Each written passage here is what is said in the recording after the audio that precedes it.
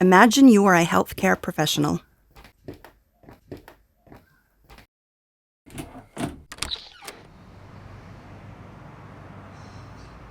One of your patients comes to you with a problem. He works in an office and sits in front of a computer all day. He developed lower back pain a week ago, and his condition has not yet improved.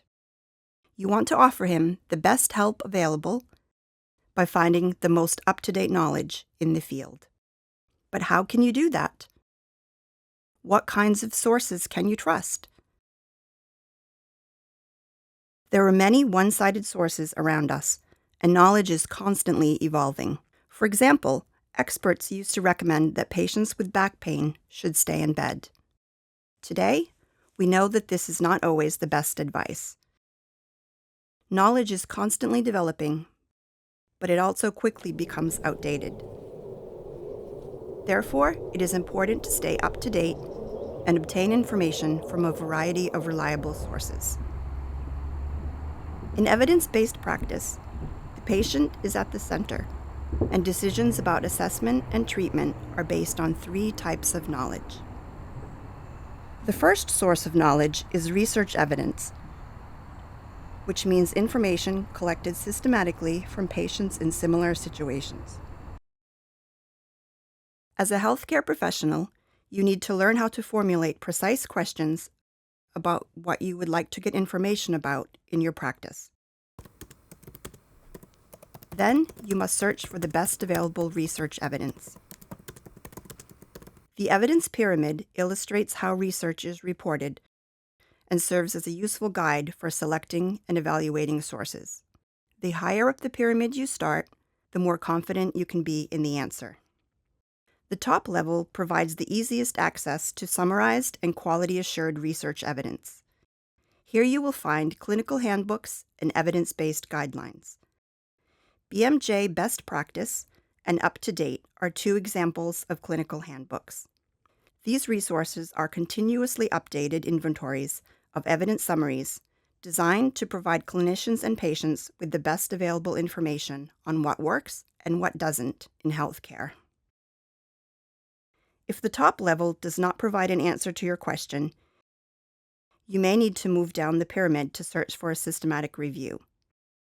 Although systematic reviews often provide more reliable evidence than single studies, they may provide limited evidence because they often evaluate a particular treatment or health outcome. Also, not all systematic reviews are of good quality. Therefore, you should critically evaluate it using a checklist for this purpose, such as the AmStar checklist. Single studies rarely provide sufficient evidence and are not considered a reliable basis for making informed decisions about treatment choices. The second source of evidence is clinical expertise and judgment.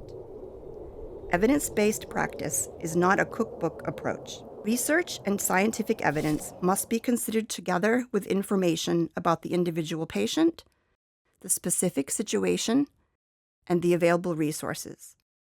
Clinical expertise and judgment develop over time through encounters with patients in practice. The third source of evidence is the patient's values, preferences, and understanding of their own situation. Establishing a good relationship and communication with the patient and their relatives is fundamental to good quality service. A treatment that works well for one patient may not necessarily work for another. There may be side effects of medication, or the treatment itself might negatively impact the patient's quality of life in other ways. Everyone has their own body, own needs, and experiences that can affect expectations and response to treatment. Research, clinical expertise, and patient values are set in a framework, in a context which is the environment. All this knowledge forms the basis for the patient's treatment. Safe and effective treatment requires that you know how to obtain reliable and relevant knowledge. It provides professional confidence to know what sources of knowledge you can trust. Working evidence-based means that you can reflect on your own practice.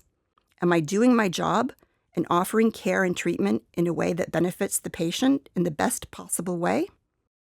Being able to work evidence-based will help you create good encounters with your patients.